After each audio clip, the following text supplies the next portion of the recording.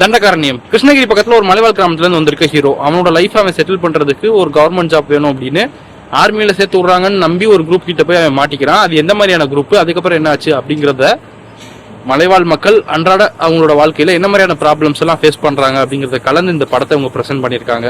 படத்துல 2 ஹீரோ அண்ணன் தம்பியா வராங்க.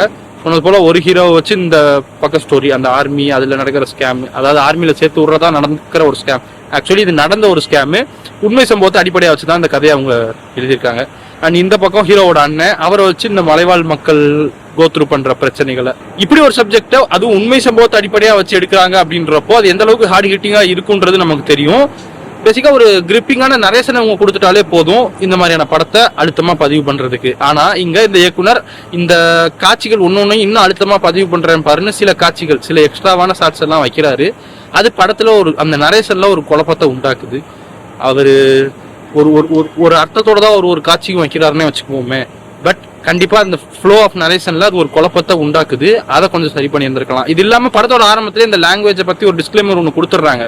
இது வந்து நார்த் பார்க்ல நடக்குது, பட் நம்ம ஆடியன்ஸோட புரிதலுக்காக தமிழ்ல நடக்கிற மாதிரி வைக்கணுன்ற ஒரு டிஸ்க்ளைமர் கொடுத்துட்றாங்க. பட் ஸ்டில் அது அவங்க ஆரம்பத்துல இருந்து அப்ப ஃபாலோ பண்ணிருக்கணும். படத்தோட ஆரம்பத்துல வில்லன் கேரக்டரா வர்றவனுக்கு ஹிந்தி தான் தெரியும், தமிழ் தெரியாதுங்கிற மாதிரி காமிச்சிட்டு இடையில இருந்து அவன் தமிழ்ல பேசுறது அப்படிங்கிறது வந்து ஒரு மாதிரி நெருட்டலா இருக்கு. ஏன்னா அந்த டிஸ்க்ளைமர் போட்டிருந்தாலும் கூட. மிதபடி பெர்ஃபார்மன்ஸை பத்தி பேச குறை சொல்றதுக்கு யாருக்கிட்ட எதுவும் இல்லை. நம்ம கலையரசனுக்கு ரொம்ப வழக்கமான ஒரு கேரக்டர். அவர் எப்பப்பா மிலிட்டரி மேனா நடிச்சாருன்னு கேட்காதீங்க, அவர் பண்ற மாதிரியான வழக்கமான ஒரு கேரக்டர் தான் இது. அது என்னங்கிறது இந்த படத்தை பாத்தீங்கன்னாலே உங்களுக்கு தெரியும். அண்ட் நம்ம இந்த பக்கம் கெத்து தினேஷ், அட்டக்கத்தி தினேஷ்ல இருந்து கெத்து தினேஷ் ஆயிட்டாரு. பட் அதெல்லாம் வேணான்னு டைட்டில் கார்டில் வேற ஏதோ ஒரு இன்சியல் வச்சுதான் தினேஷ்ன்ற மாதிரி போடுறாங்க. ஸோ அந்த கேரக்டரை அவர் கேரி பண்ணியிருந்த விதம், இந்த கலையரசன் அவர்களுக்கு ஹீரோயினா வர்றவங்க, நம்ம தினேஷ் அவர்களோட ஒய்ஃபா வர்றவங்கன்னு எல்லாருமே பெர்ஃபார்மன்ஸை பிரமாதமா பண்ணியிருந்தாங்க. குறிப்பா இவங்களோட அப்பா கேரக்டர், அப்புறம் வில்லன் கேரக்டர், அந்த மலைவாழ் பகுதியில் வர்ற வில்லன் கேரக்டர்னு எல்லாரோட பெர்ஃபார்மன்ஸுமே பிரமாதமா இருந்தது.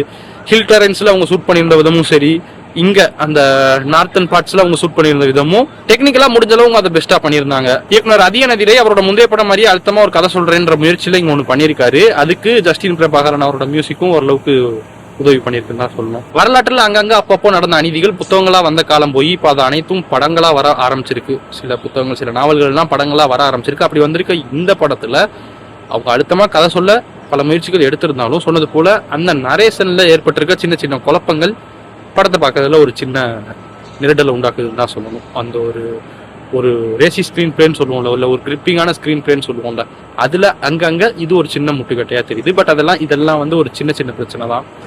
டெஃபினட்டா தாராளமா நீங்க தியேட்டர்ல போய் ட்ரை பண்ற மாதிரியான ஒரு படமா தான் இது வந்திருக்கு. அந்த அளவுக்கு ஒருத்தையான ஒரு ஃபிலிமா தான், டெக்னிக்கல் ஆஸ்பெக்ட்ஸ்லயும் சரி, அவங்க சொல்ல வந்திருக்க சப்ஜெக்ட் அவங்க சொல்லியிருக்க விதத்துலயும் சரி, அப்படியான ஒரு படமா தான் இது வந்திருக்கு. அதுல எந்த டவுட் வேணாம். எஸ்பெஷலி இப்படியான படங்கள், இந்த உண்மை சம்பவங்களை, அப்புறம் இந்த மாதிரியான அழுத்தமான ரொம்ப ஹார்ட் ஹீட்டிங்கான படங்களை பார்க்க விரும்புற ஆடியன்ஸ்ங்கிறப்போ தாராளமா நீங்க தியேட்டர்ல போய் ட்ரை பண்ணலாம்.